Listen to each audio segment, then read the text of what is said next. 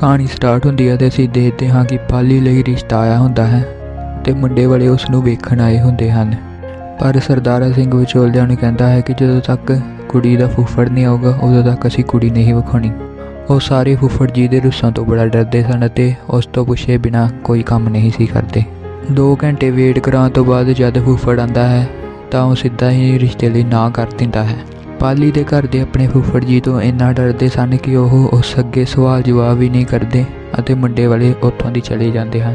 ਫਿਰ ਰਾਤ ਹੋ ਜਾਂਦੀ ਹੈ ਅਤੇ ਸਾਨੂੰ ਵਿਖਾਇਆ ਜਾਂਦਾ ਹੈ ਕਿ ਫੁੱਫੜ ਜੀ ਉਹਨਾਂ ਤੋਂ ਬੜੀ ਸੇਵਾ ਕਰਵਾਉਂਦਾ ਹੈ ਤੇ ਜਦੋਂ ਤੱਕ ਉਹ ਰੋਟੀ ਨਹੀਂ ਖਾਂਦਾ ਉਦੋਂ ਤੱਕ ਉਹਨਾਂ ਦੇ ਘਰ ਵਿੱਚ ਜਵਾਕਾਂ ਨੂੰ ਵੀ ਰੋਟੀ ਨਹੀਂ ਦਿੱਤੀ ਜਾਂਦੀ। ਮੱਗੜ ਸਰਦਾਰੇ ਨੂੰ ਕਹਿੰਦਾ ਹੈ ਕਿ ਤੁਸੀਂ ਪ੍ਰਾਹੁਣੇ ਨੂੰ ਜਾ ਕੇ ਪੁੱਛੋ ਕਿ ਉਸਨੇ ਰਿਸ਼ਤੇ ਲਈ ਨਾ ਕਿਉਂ ਕੀਤੀ, ਪਰ ਉਹ ਸਾਰੇ ਉਸ ਤੋਂ ਬੜਾ ਡਰਦੇ ਸਨ, ਇਸ ਲਈ ਉਸ ਨਾਲ ਕੋਈ ਸਵਾਲ ਜਵਾਬ ਨਹੀਂ ਕਰਦੇ। ਫਿਰ ਅਗਲਾ ਦਿਨ ਹੁੰਦਾ ਹੈ ਤੇ ਪਾਲੀ ਫੁੱਫੜ ਨੂੰ ਚਾਹ ਪਾਣੀ ਫੜਾਉਣ ਆਉਂਦੀ ਹੈ ਤਾਂ ਫੁੱਫੜ ਉਸ ਦਾ ਮੂੰਹ ਵੇਖ ਕੇ ਉਸ ਨੂੰ ਰੋਕ ਲੈਂਦਾ ਹੈ ਤੇ ਸਾਰੇ ਘਰਦਿਆਂ ਨੂੰ ਉੱਥੇ ਬੁਲਾਉਂਦਾ ਹੈ। ਫਿਰ ਉਹ ਉਹਨਾਂ ਸਾਹਮਣੇ ਸਾਰਿਆਂ ਨੇ ਕਹਿੰਦਾ ਹੈ ਮੈਨੂੰ ਪਤਾ ਹੈ ਕਿ ਤੁਸੀਂ ਕਦ ਤੋਂ ਮੂੰਹ ਫੁਲਾਇਆ ਤੇ ਉਹਨਾਂ ਨੂੰ ਦੱਸਦਾ ਹੈ ਕਿ ਮੈਂ ਕੱਲ੍ਹ 2 ਘੰਟੇ ਇਸ ਕਰਕੇ ਲੇਟ ਸੀ ਕਿਉਂਕਿ ਮੈਂ ਮੁੰਡੇ ਦੇ ਪਿੰਡ ਗਿਆ ਸੀ ਪਤਾ ਕਰਨ ਤੇ ਮੈਨੂੰ ਉੱਥੇ ਪਤਾ ਲੱਗਾ ਕਿ ਮੁੰਡਾ ਨਸ਼ੇੜੀ ਹੈ ਤੇ ਨਸ਼ੇ ਕਰਦਾ ਹੈ, ਇਸੇ ਕਰਕੇ ਮੈਂ ਰਿਸ਼ਤੇ ਲਈ ਨਾ ਕੀਤੀ ਸੀ ਤੇ ਪਾਲੀ ਲਈ ਮੈਂ ਖੁਦ ਵਧੀਆ ਮੁੰਡਾ ਲੱਭੂਗਾ। ਫਿਰ ਪਾਲੀ ਅਤੇ ਮਾਟੋ ਮੇਲੇ ਜਾਂਦੀਆਂ ਹਨ ਪਾਲੀ ਦੇ ਬॉयਫ੍ਰੈਂਡ ਸ਼ਿੰਦੇ ਨੂੰ ਮਿਲਣ, ਜਿੱਥੇ ਕਿ ਪਾਲੀ ਬੜਾ ਡਰ ਰਹੀ ਹੁੰਦੀ ਹੈ ਤੇ ਉੱਥੇ ਹੀ ਮਾਟੋ ਦਾ ਫਾਦਰ ਕਰਤਾਰਾ ਹੁੰਦਾ ਹੈ, ਜਿਨ੍ਹਾਂ ਨੂੰ ਵੇਖ ਕੇ ਉਹ ਦੋਵੇਂ ਘਰ ਵਾਪਸ ਆ ਜਾਂਦੀਆਂ ਹਨ। ਮੁਰਗਿਆਂ ਦੀ ਲੜਾਈ ਹੋ ਰਹੀ ਹੁੰਦੀ ਹੈ ਤੇ ਉੱਥੇ ਹੀ ਚੰਨ ਅਤੇ ਫੁੱਫੜ ਜੀ ਵਿੱਚ ਲੜਾਈ ਹੋ ਜਾਂਦੀ ਹੈ ਤੇ ਉਹਨਾਂ ਵਿੱਚ ਲਾਗਤਬਾਜ਼ੀ ਲੱਗਣ ਲੱਗਦੀ ਹੈ। ਉਹਨਾਂ ਵਿੱਚ ਲੜਾਈ ਹੁੰਦੇ ਬਚ ਜਾਂਦੀ ਹੈ। ਅਰਜਨ ਸਿੰਘ ਫਿਰ ਆਪਣੇ ਘਰ ਆਉਂਦਾ ਹੈ, ਮਤਲਬ ਕਿ ਬਿੰਨੂ ਢਿੱਲੋਂ, ਤੇ ਉਸਦੀ ਮਾਤਾ ਉਸਦੀ ਘਰ ਵਾਲੀ ਨੂੰ ਗਾਲਾਂ ਕੱਢ ਰਹੀ ਹੁੰਦੀ ਹੈ ਕਿਉਂਕਿ ਉਸ ਦਾ ਹਜੇ ਤੱਕ ਜਵਾਕ ਨਹੀਂ ਹੋਇਆ ਹੁੰਦਾ ਅਤੇ ਉਸਦੀ ਮਾਤਾ ਅਰਜਨ ਸਿੰਘ ਨੂੰ ਕਹਿੰਦੀ ਹੈ ਕਿ ਉਹ ਦੂਜਾ ਵਿਆਹ ਕਰਵਾ ਲਵੇ। ਅਰਜਨ ਸਿੰਘ ਵਿਆਹ ਕਰਾਉਣ ਤੋਂ ਮਨਾ ਕਰਦਾ ਹੈ ਅਤੇ ਉਸਦੀ ਘਰ ਵਾਲੀ ਜੱਸੀ ਵੀ ਉਸ ਨੂੰ ਕਹਿੰਦੀ ਹੈ ਕਿ ਜੇਕਰ ਮੰਮੀ ਜੀ ਕਹਿ ਰਹੇ ਹਨ ਤਾਂ ਤੁਸੀਂ ਦੂਜਾ ਵਿਆਹ ਕਰਵਾ ਲਵੋ। ਅਰਜਨ ਸਿੰਘ ਉਸ ਨੂੰ ਵੀ ਮਨਾ ਕਰਦਾ ਹੈ। ਅਗਲੇ ਦਿਨ ਸਰਦਾਰਾ ਅਤੇ ਕਰਤਾਰਾ ਵਿਚੋਲਿਆਂ ਨਾਲ ਅਰਜਨ ਸਿੰਘ ਦੇ ਘਰ ਆਏ ਹੁੰਦੇ ਹਨ ਕਿਉਂਕਿ ਉਹ ਉਸ ਤੋਂ ਬਿਨਾਂ ਪੁੱਛੇ ਪਾਲੀ ਲਈ ਰਿਸ਼ਤਾ ਨਹੀਂ ਸੀ ਲੱਭਣਾ ਚਾਹੁੰਦੇ, ਇਸ ਲਈ ਉਹ ਫੁੱਫੜ ਦੀ ਮਤਲਬ ਕਿ ਅਰਜਨ ਸਿੰਘ ਦੀ ਸਲਾਹ ਲੈਣ ਉਸ ਦੇ ਘਰ ਹੀ ਆ ਗਏ ਸਨ। ਪਰ ਉਸ ਟਾਈਮ ਅਰਜਨ ਸਿੰਘ ਘਰ ਨਹੀਂ ਹੁੰਦਾ। ਜਿਸ ਮੁੰਡੇ ਦਾ ਰਿਸ਼ਤਾ ਉਹ ਪਾਲੀ ਲਈ ਲੈ ਕੇ ਆਏ ਹੁੰਦੇ ਹਨ ਉਹ ਅਰਜਨ ਸਿੰਘ ਦੇ ਪਿਓ ਦਾ ਦੋਸਤ ਹੁੰਦਾ ਹੈ। ਉਹਨਾਂ ਦੋਵਾਂ ਨੇ ਫੌਜ ਵਿੱਚ ਕੰਮ ਕੀਤਾ ਹੁੰਦਾ ਹੈ, ਇਸ ਲਈ ਅਰਜਨ ਸਿੰਘ ਦਾ ਪਿਤਾ ਰਿਸ਼ਤੇ ਲਈ ਹਾਂ ਕਰ ਦਿੰਦਾ ਹੈ। ਅਰਜਨ ਸਿੰਘ ਵੀ ਉੱਥੇ ਆ ਜਾਂਦਾ ਹੈ ਅਤੇ ਉਸਦੇ ਪਿਤਾ ਨੇ ਹਾਂ ਕਰ ਦਿੱਤੀ ਹੁੰਦੀ ਹੈ, ਇਸ ਲਈ ਉਹ ਵੀ ਕੁਝ ਨਹੀਂ ਕਹਿੰਦਾ ਅਤੇ ਰਿਸ਼ਤੇ ਲਈ ਮੰਨ ਜਾਂਦਾ ਹੈ। ਜਦ ਅਰਜਨ ਸਿੰਘ ਪਾਲੀ ਦੇ ਵਿਆਹ 'ਤੇ ਉਸਦੇ ਘਰ ਵਾਲੇ ਨੂੰ ਵੇਖਦਾ ਹੈ ਤਾਂ ਉਹ ਚੰਨ ਹੁੰਦਾ ਹੈ ਜਿਸ ਦਾ ਝਗੜਾ ਉਸ ਨਾਲ ਹੋਇਆ ਸੀ ਤੇ ਚੰਨ ਉਸ ਨੂੰ ਸਾਰੇ ਵਿਆਹ ਵਿੱਚ ਬੜਾ ਤੰਗ ਕਰਦਾ ਹੈ ਅਤੇ ਉਸ ਦਾ ਵਿਆਹ ਵੇਖਣਾ ਮੁਸ਼ਕਲ ਕਰ ਦਿੰਦਾ ਹੈ। ਜਿਹੜੀ ਵੀ ਚੀਜ਼ ਅਰਜਨ ਸਿੰਘ ਨੂੰ ਪਸੰਦ ਨਹੀਂ ਸੀ ਹੁੰਦੀ ਚੰਨ ਪਾਲੀ ਦੇ ਘਰਦਿਆਂ ਨੂੰ ਕਹਿ ਕੇ ਉਹ ਸਭ ਕੁਝ ਹੀ ਕਰਵਾਉਂਦਾ ਸੀ। ਇਸੇ ਤਰ੍ਹਾਂ ਫਿਰ ਪਾਲੀ ਅਤੇ ਚੰਨ ਦਾ ਵਿਆਹ ਹੋ ਜਾਂਦਾ ਹੈ ਤੇ ਅਰਜਨ ਸਿੰਘ ਆਪਣੇ ਪਿਤਾ ਦੇ ਕਰਕੇ ਚੰਨ ਨੂੰ ਕੁਝ ਨਹੀਂ ਕਹਿੰਦਾ। ਅਗਲੇ ਦਿਨ ਪਾਲੀ ਨੇ ਵਾਪਸੀ ਆਉਣਾ ਹੁੰਦਾ ਹੈ ਪਰ ਅਰਜਨ ਸਿੰਘ ਆਪਣੀ ਘਰਵਾਲੀ ਦੇ ਕਹਿਣ 'ਤੇ ਵੀ ਸਹੁਰੇ ਜਾਣ ਤੋਂ ਮਨਾ ਕਰਦਾ ਹੈ ਤੇ ਕਹਿੰਦਾ ਹੈ ਮੈਂ ਉੱਥੇ ਨਹੀਂ ਜਾਣਾ। ਅਰਜਨ ਸਿੰਘ ਦੇ ਪਿਤਾ ਦੇ ਪੁੱਛਣ 'ਤੇ ਉਹ ਦੱਸਦਾ ਹੈ ਕਿ ਚੰਨ ਉਹੀ ਮੁੰਡਾ ਹੈ ਜਿਸ ਦਾ ਝਗੜਾ ਉਸ ਨਾਲ ਮੇਲੇ ਵਿੱਚ ਹੋਇਆ ਸੀ।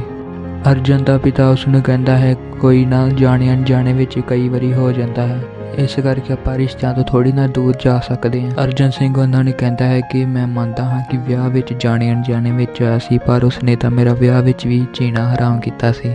ਜਿਸ ਤੋਂ ਬਾਅਦ ਉਸਦਾ ਪਿਤਾ ਉਸ ਨੂੰ ਸਮਝਾਉਂਦਾ ਹੈ ਕਿ ਜੇਕਰ ਇਹ ਗੱਲ ਹੈ ਤਾਂ ਤੂੰ ਕੀ ਉਸ ਤੋਂ ਡਰ ਕੇ ਘਰ ਵਿੱਚ ਵੜ ਕੇ ਬਹਿ ਜਾਏਗਾ। ਉਹ ਉਸ ਨੂੰ ਸਮਝਾਉਂਦਾ ਹੈ ਕਿ ਜੇਕਰ ਉਹ ਉਸ ਘਰ ਦਾ ਜਵਾਈ ਹੈ ਤਾਂ ਤੂੰ ਵੀ ਉਸ ਘਰ ਦਾ ਪ੍ਰਾਹੁਣਾ ਹੈ। ਇਸ ਤੋਂ ਬਾਅਦ ਅਰਜਨ ਸਿੰਘ ਉੱਥੇ ਜਾਣ ਲਈ ਤਿਆਰ ਹੋ ਜਾਂਦਾ ਹੈ। ਅਰਜਨ ਆਪਣੇ ਸਹੁਰੇ ਜਾਂਦਾ ਹੈ ਅਤੇ ਦੇਖਦਾ ਹੈ ਕਿ ਚੰਨ ਉਸ ਦੀ ਕੁਰਸੀ 'ਤੇ ਬੈਠਾ ਹੈ ਜਿਹੜੀ ਕਿ ਸਪੈਸ਼ਲ ਅਰਜਨ ਸਿੰਘ ਲਈ ਰੱਖੀ ਹੁੰਦੀ ਸੀ। ਫਿਰ ਪਾਲੀ ਦੇ ਘਰ ਦੇ ਮੁਰਗਾ ਬਣਾਉਣ ਲਈ ਕਹਿੰਦੇ, ਇਸ 'ਤੇ ਕਿ ਚੰਨ ਕਹਿੰਦਾ ਹੈ ਕਿ ਜੇਕਰ ਤੁਸੀਂ ਮੁਰਗਾ ਬਣਾਉਣਾ ਹੈ ਤਾਂ ਮੈਂ ਗੁਰਦੁਆਰੇ ਜਾ ਕੇ ਰੋਟੀ ਖਾ ਲਊਂਗਾ ਅਤੇ ਚੰਨ ਉਹਨਾਂ ਨੂੰ ਕੱਦੂਆਂ ਦੀ ਸਬਜ਼ੀ ਬਣਾਉਣ ਲਈ ਕਹਿੰਦਾ ਹੈ ਜਿਹੜੀ ਕਿ ਅਰਜਨ ਸਿੰਘ ਨੂੰ ਬਿਲਕੁਲ ਪਸੰਦ ਨਹੀਂ ਹੁੰਦੀ।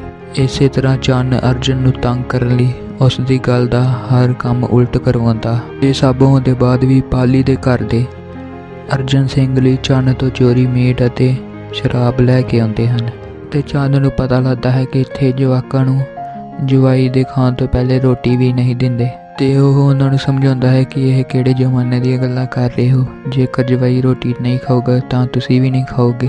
ਤੇ ਉਹ ਜਵਾਕਾਂ ਨੂੰ ਆਪਣੇ ਨਾਲ ਰੋਟੀ ਖਵਾਉਂਦਾ ਹੈ। ਮਾਟੋ ਛਿੰਦੇ ਨਾਲ ਵਿਆਹ ਕਰਾਉਣ ਲਈ ਗੁਰਦੁਆਰੇ ਵਿੱਚ ਅਰਦਾਸਾਂ ਕਰ ਰਹੀ ਹੁੰਦੀ ਆ ਤੇ ਦੂਜੇ ਪਾਸੇ ਚੰਨ ਮਾਟੋ ਦਾ ਰਿਸ਼ਤਾ ਆਪਣੇ ਚਾਚੇ ਦੇ ਮੁੰਡੇ ਨਾਲ ਕਰਵਾਉਣ ਲਈ ਕਹਿੰਦਾ ਹੈ। ਮਾਟੋ ਦੇ ਘਰਦਿਆਂ ਨੂੰ ਇਹ ਗੱਲ ਬੜੀ ਪਸੰਦ ਆਉਂਦੀ ਹੈ, ਪਰ ਅਰਜਨ ਸਿੰਘ ਨੂੰ ਇਹ ਰਿਸ਼ਤਾ ਮਨਜ਼ੂਰ ਨਹੀਂ ਹੁੰਦਾ। ਉਹ ਰਿਸ਼ਤਾ ਨਾ ਕਰਾਉਣ ਲਈ ਬੜੀ ਟਰਾਈ ਕਰਦਾ ਹੈ, ਪਰ ਚੰਨ ਉਹਨਾਂ ਦੇ ਘਰਦਿਆਂ ਨੂੰ ਕਹਿੰਦਾ ਹੈ ਕਿ ਮੈਂ ਸਾਰੀ ਜ਼ਿੰਮੇਵਾਰੀ ਲੈਂਦਾ ਹਾਂ ਅਤੇ ਉਹ ਰਿਸ਼ਤੇ ਲਈ ਮੰਨ ਜਾਂਦੇ ਹਨ ਤੇ ਵਿਆਹ ਦੀਆਂ ਤਿਆਰੀਆਂ ਸ਼ੁਰੂ ਹੋ ਜਾਂਦੀਆਂ ਹਨ। ਪਰ ਮਾਟੋ ਨੂੰ ਇਹ ਰਿਸ਼ਤਾ ਮਨਜ਼ੂਰ ਨਹੀਂ ਹੁੰਦਾ। ਉਹ ਵਿਆਹ ਤੋਂ ਇੱਕ ਰਾਤ ਪਹਿਲੇ ਭੱਜ ਜਾਂਦੀ ਹੈ ਅਤੇ ਸ਼ਿੰਦੇ ਕੋਲ ਚਲੀ ਜਾਂਦੀ ਹੈ ਤੇ ਸ਼ਿੰਦਾ ਉਸ ਨੂੰ ਸਮਝਾਉਂਦਾ ਹੈ ਕਿ ਮੈਂ ਤੇਰੇ ਨਾਲ ਵਿਆਹ ਤੇ ਕਰਾਉਣਾ ਚਾਹੁੰਦਾ ਹਾਂ, ਪਰ ਮੈਂ ਤੇਰੇ ਨਾਲ ਭੱਜ ਕੇ ਵਿਆਹ ਨਹੀਂ ਕਰਵਾ ਸਕਦਾ ਅਤੇ ਉਸ ਨੂੰ ਘਰ ਜਾਣ ਲਈ ਕਹਿੰਦਾ ਹੈ। ਤੇ ਇਹ ਸਭ ਗੱਲਾਂ ਅਰਜਨ ਸਿੰਘ ਸੁਣ ਲੈਂਦਾ ਹੈ ਅਤੇ ਉਹ ਉਹਨਾਂ ਕੋਲ ਆਉਂਦਾ ਹੈ ਤੇ ਫਿਰ ਉਹ ਮਾਟੋ ਨੂੰ ਸਮਝਾਉਂਦਾ ਹੈ ਤੇ ਆਪਣੇ ਨਾਲ ਲੈ ਜਾਂਦਾ ਹੈ। ਤੇ ਜਦ ਉਹ ਘਰ ਪਹੁੰਚਦੇ ਹਨ ਤਾਂ ਉਸਦੇ ਘਰ ਦੇ ਮਾਟੋ ਨੂੰ ਪੁੱਛਦੇ ਹਨ ਕਿ ਇੰਨੀ ਰਾਤ ਨੂੰ ਕਿੱਥੇ ਚਲੀ ਗਈ ਸੀ। ਅਰਜਨ ਸਿੰਘ ਉਹਨਾਂ ਨੂੰ ਸਮਝਾਉਂਦਾ ਹੈ ਕਿ ਉਹਨਾਂ ਨੂੰ ਕਿਸੇ ਪੰਡਤ ਨੇ ਕਿਹਾ ਸੀ ਕਿ ਰਾਤ ਨੂੰ ਨਾਰੀਅਲ ਸੁੱਟ ਕੇ ਆਉਣਾ ਹੈ ਤੇ ਉਹ ਵੀ ਬਿਨਾਂ ਕਿਸੇ ਨੂੰ ਦੱਸੇ, ਇਸ ਲਈ ਅਸੀਂ ਬਿਨਾਂ ਦੱਸੇ ਗਏ ਸੀ।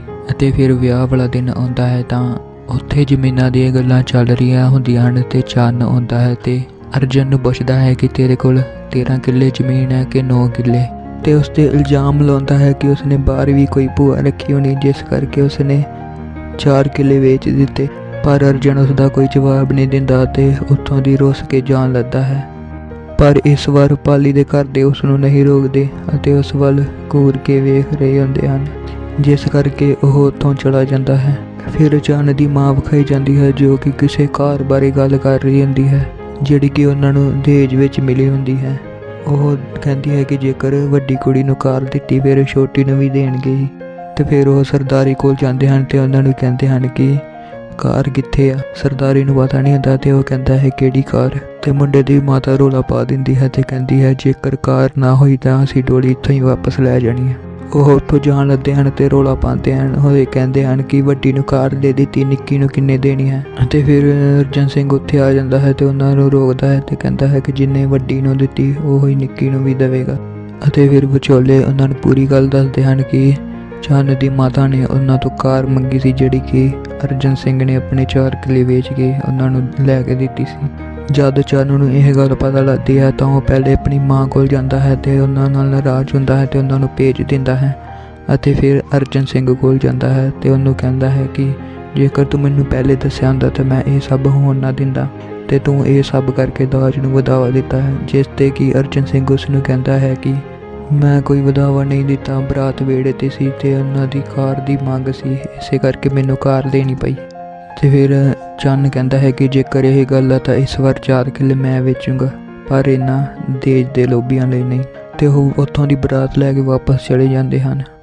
ਤੇ ਫਿਰ ਉੱਥੇ ਸ਼ਿੰਦੇ ਦੀ ਐਂਟਰੀ ਹੁੰਦੀ ਹੈ ਤੇ ਉਸ ਦਾ ਵਿਆਹ ਮਾਟੋ ਨਾਲ ਕਰਵਾ ਦਿੱਤਾ ਜਾਂਦਾ ਹੈ। ਚੰਨ ਅਰਜਨ ਤੋਂ ਮਾफ़ੀ ਮੰਗਦਾ ਹੈ ਤੇ ਉਹਨਾਂ ਨੂੰ ਕਹਿੰਦਾ ਹੈ ਕਿ ਤੁਸੀਂ ਜੋ ਕੀਤਾ ਸਹੀ ਕੀਤਾ, ਤੇ ਕਹਿੰਦਾ ਹੈ ਕਿ ਅੱਜ ਤੋਂ ਤੁਹਾਡੀ ਚੱਲੂਗੀ। ਅਤੇ ਅਰਜਨ ਉਸ ਨੂੰ ਕਹਿੰਦਾ ਹੈ ਕਿ ਨਹੀਂ, ਅੱਜ ਤੋਂ ਤੇਰੀ ਚੱਲੂਗੀ।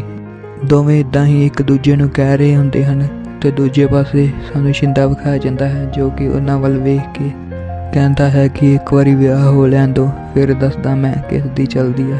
ਤੇ ਇਸ ਦੇ ਨਾਲ ਹੀ ਇਹ ਫਿਲਮ ਖਤਮ ਹੋ ਜਾਂਦੀ ਹੈ। ਸੋ ਇਹ ਸੀ ਫੁੱਫੜ ਜੀ ਮੂਵੀ ਦੀ ਫੁੱਲ ਸਟੋਰੀ। ਜੇਕਰ ਤੁਹਾਨੂੰ ਵੀਡੀਓ ਪਸੰਦ ਆਈ ਹੋਵੇ ਤਾਂ ਇਸ ਨੂੰ ਲਾਈਕ ਕਰ ਦਿਓ ਅਤੇ ਇਹ ਚੈਨਲ ਨੂੰ ਸਬਸਕ੍ਰਾਈਬ ਕਰ